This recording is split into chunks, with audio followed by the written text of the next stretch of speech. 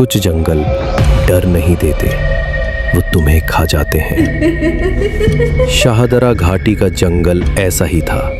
कहते हैं वहां एक रूह रहती थी, एक लड़की जिसका चेहरा अध जला था, बाल उलझे हुए और आंखें बेजान। नाम था रानी। कभी वो एक आम लड़की थी, हंसती थी, गाती थी, लेकिन इंसानों ने उसे धोखा दिया।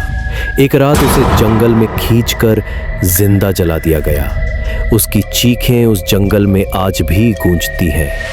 मगर रानी मरी नहीं, उसकी आत्मा उसी जंगल में रह गई, खामोश, अधूरी और बेहद खतरनाक। जो भी उस जंगल में जाता वापस नहीं आता। शिकारी हो या पुलिस, हर कोई वहीं गायब हो जाता।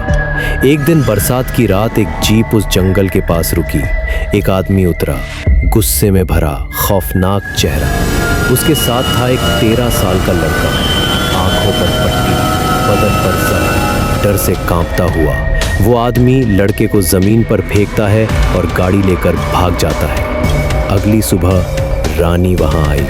उसने लड़के को देखा, भीगा हुआ, बेसुध। उसके हाथ में एक पत्थर था। वो जैसे ही लड़के की तरफ बढ़ी, लड़का बुदबुदाया, कोई है? मुझे कुछ नहीं दिखता, बहुत डर लग रहा है। रानी रुक गई। उसे नहीं पता था ये कैसा डर है। उसने पहली बार किसी इंसान की आंखों में डर के बजाय मासूमियत देखी थी। वो लड़के को घसीटते हुए अपनी झोपड़ी में ले गई। वहां कोई रोशनी नहीं थी, सिर्फ सन्नाटा।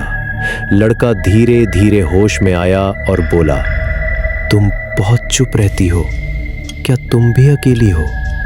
रानी कुछ नहीं बोली, पर पहली बार उसने किसी को नहीं मारा। उस लड़के का नाम था इमरान। वो अंधा था, लेकिन उसके शब्दों में एक उजाला था। दिन बीते, इमरान रोज बातें करता, कहानियां सुनाता और कहता, तुम किसी भूत जैसी नहीं लगती, तुम तो मेरी माँ जैसी लगती हो।